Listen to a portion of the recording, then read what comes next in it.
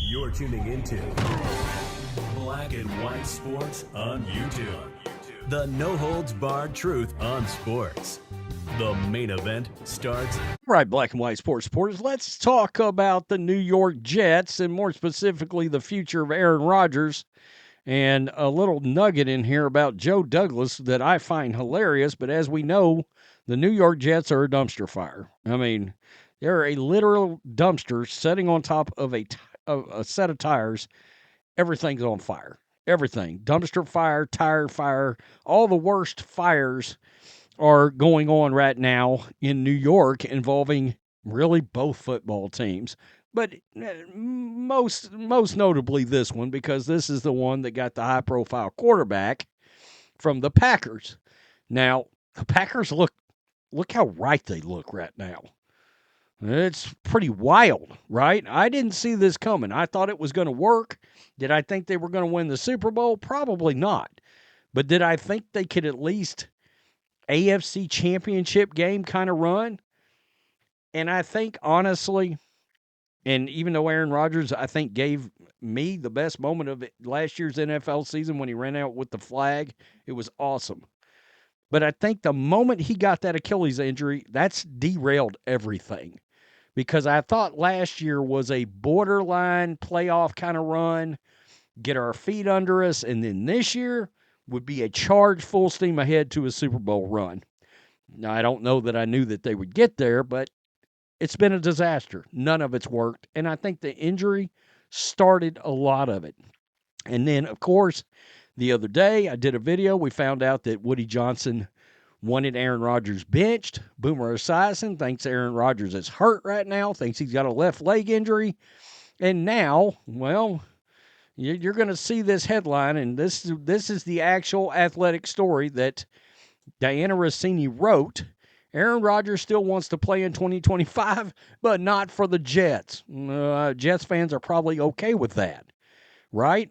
But there's an interesting nugget in here about the fact that, frankly, Aaron Rodgers may get cut this season, that they may put him on IR or just outright bench him or cut him, right?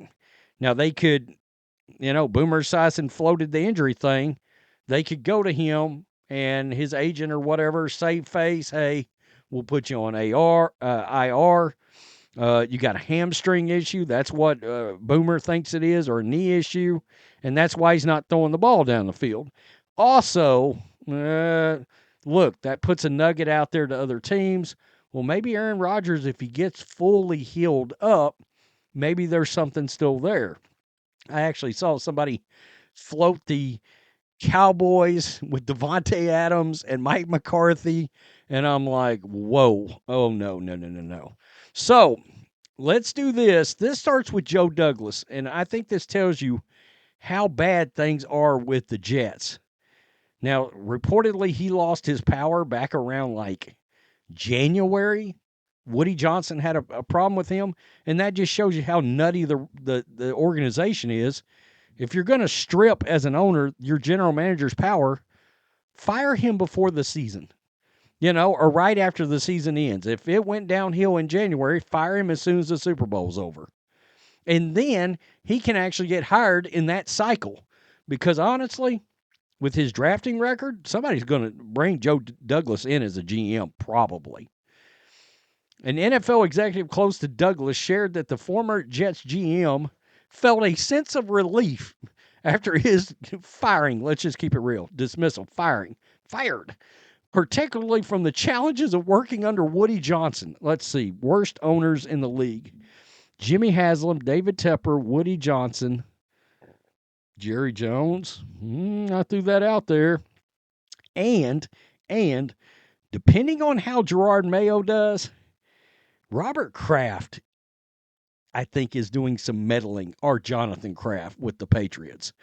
That same executive shared, just hours after being fired, Douglas went fishing at the Jersey shore, enjoying a stress-free environment after navigating several turbulent years with the organization. Quote, the happiest he has sounded in a long time.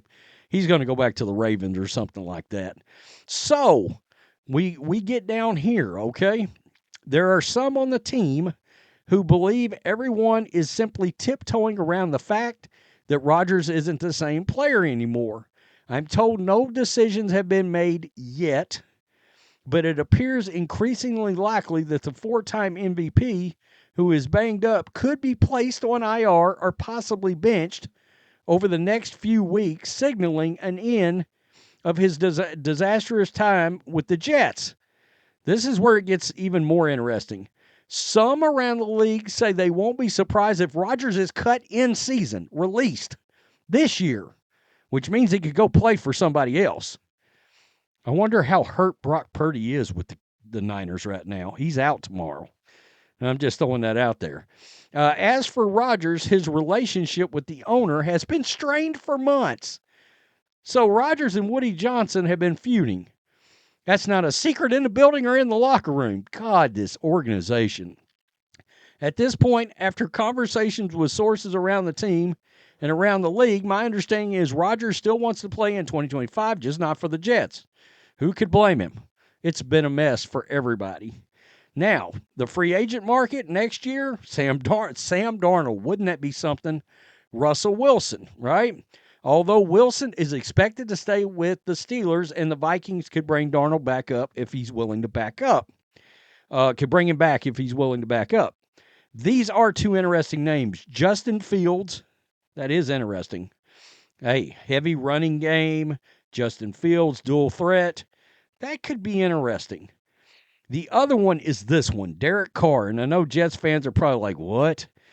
Well, don't forget, they almost signed Derek Carr instead of trading for Rodgers. I don't know if anybody remembers that. They came very close. They brought out Derek Carr in a free agent meeting, and there was word it was close. It was real close. How about trading for Trevor Lawrence? Wow. Okay. If you say so, Daniel Jones. Stop it. I'm sure Daniel Jones wants to get the hell out of New York as quickly as possible. Who could blame him, right? But the reason I bring up the Derek Carr thing, this is why it's interesting. Who is one of Derek Carr's very best friends? A coach that is heavily rumored to be heading to New York for this job. Not Rex Ryan. Sorry, Rex. Jon Gruden. Now, Derek Carr had a couple of his best years under Jon Gruden. There's been a lot of rumors and fire around Jon Gruden. And would it make some sense to pair up?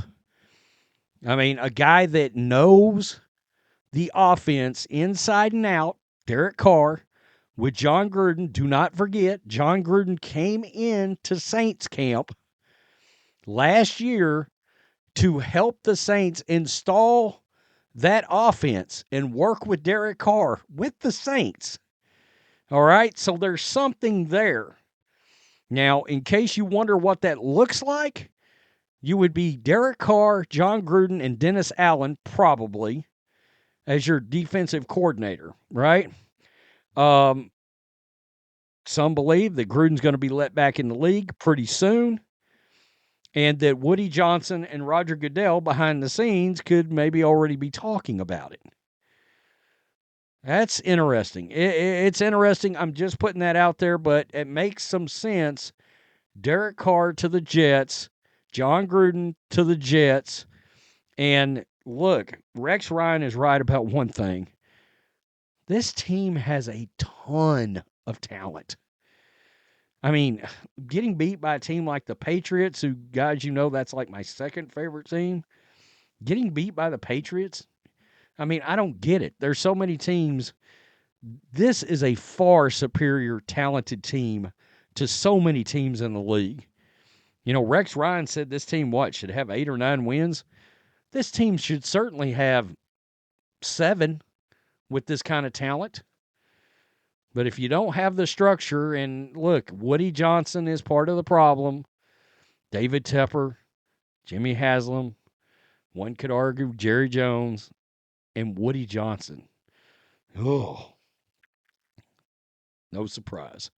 Tell me what you think. If Aaron Rodgers gets cut, who picks him up? in the comments section. Let me know. Peace. I'm out. Till next time. Thanks for watching the show. Be sure to like, comment, and subscribe. Be sure to tune in next time on Black and White Sports.